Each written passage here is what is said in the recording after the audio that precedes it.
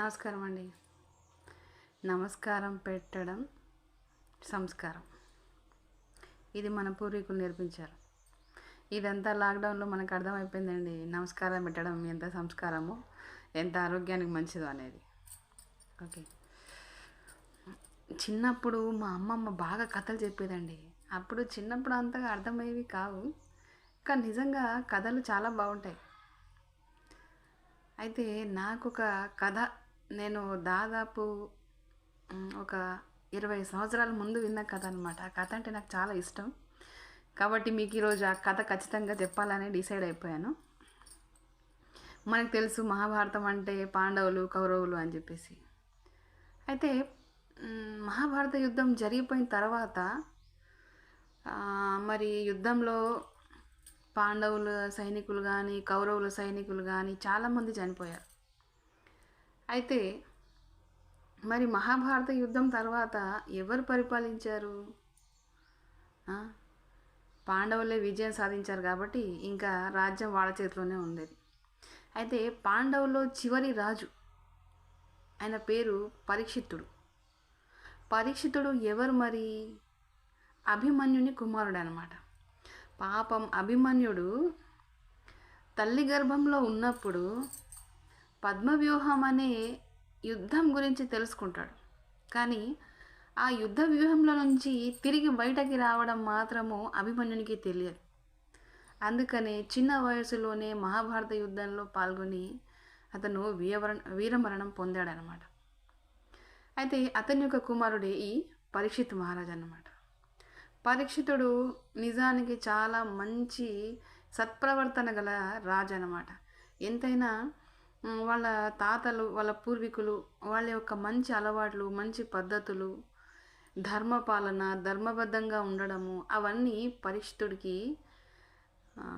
ఎట్లా అంటే వంశ పారంపర్య లక్షణాలుగా అతనికి ముందు నుండే అన్నీ వచ్చేసాయి అన్నమాట. అయితే ఒకరోజు పరీక్షిత్ మహారాజుకి ఎందుకో వేటకు వెళ్ళాలనిపించింది. అతనికి వేట అంటే చాలా ఇష్టం అన్నమాట. రాజులు అప్పుడప్పుడు వాళ్ళ ఇష్టానుసారంగా ఎప్పుడైనా వేట చేయాలనిపిస్తే ఒక 4-5 రోజులు ఖచ్చితంగా ఆ సమయము వేట కోసమే ఉపయోగించేవాడు అనమాట. అలా ఒకరోజు వేటకి వెళదామనేసరికి సైనికుడికి ఆజ్ఞానిస్తాడనమాట. మరి నేను వేటకు వెళ్ళాలనుకుంటున్నాను కాబట్టి నా కోసం ఒక ప్రత్యేకమైన రథాన్ని ఏర్పాటు చేయించు అని చెప్తాడు. సరే అని చెప్పేసి మరి రాజుగారి ఆజ్ఞ పాటించాలి కదా, అందుకని సైనికుడు రథం తీసుకురావడానికి వెళ్తాడండి. అయితే పరీక్షితుడికి ఎందుకో అనుకోకుండా తన యొక్క పూర్వీకుల యొక్క ఏదైతే గృహం ఉందో, మనము కొన్ని పాత వస్తువుల్ని ఉంచడానికి ఒక స్టోర్ రూమ్ లాంటిది వాడుతూ ఉంటాం. అలా పరీక్షిత్ మహారాజు యొక్క పూర్వీకుల యొక్క వస్త్రాలు, వాళ్ళు యుద్ధంలో ఉపయోగించినటువంటి అన్ని వస్తు సామాగ్రి, రథాలు, రకరకాల పరికరాలు, అవన్నీ కూడా ఒక గదిలో ఏర్పాటు చేశారనమాట. అయితే మరి వేటకు వెళ్తున్నాను కదా, ఈసారి వెళ్ళినప్పుడు ఏదైనా ఒక మంచి ఆయుధం తీసుకొని వెళ్ళాలని ఆ గదిలోకి వెళ్తాడనమాట. ఆ గదిలోకి వెళ్ళగానే అన్నీ ఎక్కడ చూసినా రథాలు, కిరీటాలు, హారాలు, రకరకాల వస్త్రాలు, యుద్ధంలో ఉపయోగించిన సామాగ్రి, ఇలా అన్నీ చూసి చూసి చూసి చివరిగా ఒక రథం పైన ఉన్న పెద్ద కిరీటాన్ని చూశాడనమాట. ఆ కిరీటము ధృతరాష్ట్రుని కిరీటం. మరి పరీక్షితుడికి తెలీదు అది ఎవరి కిరీటం అనేది. అయితే ఆ కిరీటాన్ని తీసుకొని తన నెత్తిలో పెట్టుకుంటాడు. హడావిడిలో అతని కిరీటం అక్కడ పెట్టేసి ఆ ధృతరాష్ట్రుని కిరీటం పెట్టుకొని వెళ్ళిపోతాడనమాట. అయితే ఆ కిరీటం పెట్టుకొని వేటకి వెళ్ళగానే చాలా సమయం గడిచిపోతుంది. అనుకోకుండా పరీక్షితుడికి చాలా దాహం అవుతుందన్నమాట. సైనికుడిని పిలిచి ఆజ్ఞాపిస్తాడు, మరి నాకైతే చాలా దాహంగా ఉంది, ఇక్కడ దగ్గర ఎక్కడైనా కోనేరు లాంటిది కానీ ఏదైనా ఉంటే తొందరగా చూసిరా మరి అని సైనికుడికి ఆజ్ఞనిస్తాడనమాట. మరి రాజు ఆజ్ఞను పాలించాలి కాబట్టి సైనికుడు హడావిడిగా అడవిలో కోనేరుని వెతకడానికి వెళ్ళిపోతాడు. ఎంతసేపు అయినా తిరిగి సైనికుడు రాలేదు. పరీక్షితుడికి చాలా కోపం వచ్చింది. మీకు విషయం తెలుసా, ఎవరైనా కానీ, స్త్రీలైనా పురుషులైనా ఎవరికైనా కానీ ఆకలితో ఉన్నప్పుడు విపరీతమైన కోపం వస్తుంది. అందుకనే మా అమ్మమ్మ చెప్పేదండి, ఎప్పుడైనా కానీ మగవాళ్ళు బయట నుంచి కనుక వస్తే వాళ్ళకి ముందుగా నీళ్ళు ఇవ్వాలి, ముందు వాళ్ళ ఆకలి తీర్చాలి, ఆ తర్వాతే మనం మాట్లాడాలి. అది నిజానికి చాలా వాస్తవం, కానీ ఇప్పటి అమ్మాయిలకు కానీ స్త్రీలకు కానీ అది తొందరగా అర్థం కాదు. అయితే పరీక్షితుడు ఎదురు చూసి ఇంకా సైనికుడు వచ్చేటట్టు లేడని చెప్పేసి తనే వెతకడానికి వెళ్తాడు. అడవిలో ఎంతో దూరం నడుచుకుంటూ వెళ్ళిపోతాడు, కానీ ఎక్కడ కూడా చెరువు కనిపించదు, కోనేరు కనిపించదు, ఏం కూడా కనిపించదు అనమాట. చివరిగా ఒక చెట్టు కింద ఒక ఋషి తపస్సు చేసుకుంటూ కూర్చుంటాడు. ఆయన పేరు షమి.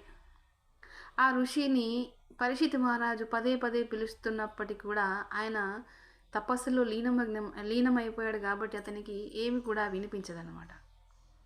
దీంతో పరీక్షిత్ మహారాజుకి కోపం వచ్చేసి అక్కడ ఉన్న ఒక చనిపోయిన సర్పాన్ని తీసి తన మెడలో వేసేస్తాడనమాట. మెడలో వేసేయగానే అప్పుడే ఆ ఋషి కుమారుడు ఆ పక్క నుంచి వస్తూ ఉంటాడనమాట. ఈ పరీక్షితుడిని చూసి, నువ్వు చూస్తే ఒక రాజులా ఉన్నావు, కానీ ఇటువంటి మూర్ఖ పని నువ్వు ఎట్లా చేయగలిగావు? చనిపోయిన సర్పాన్ని తీసుకొని మా నాన్నగారి మెడలో వేస్తావా నువ్వు? ఎప్పుడైతే నువ్వు మా నాన్నగారి మెడలో ఆ సర్పాన్ని వేసావో అప్పుడే నువ్వు నీ మృత్యుని ఆహ్వానించావు. ఇప్పటి నుంచి 7 రోజుల తర్వాత నువ్వు ఒక సర్పము కాటుతో చనిపోతావు అని ఆ ఋషి యొక్క కుమారుడు శమికుడు శాపం ఇచ్చేస్తాడండి.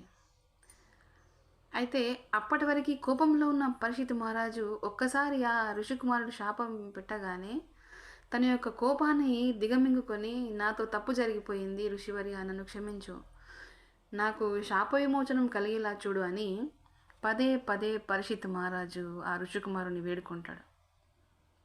అప్పుడు ఆ తపస్సు చేస్తున్న ఋషి మేల్కొని ఏమంటాడంటే, అయితే ఈ వారం రోజులు నీవు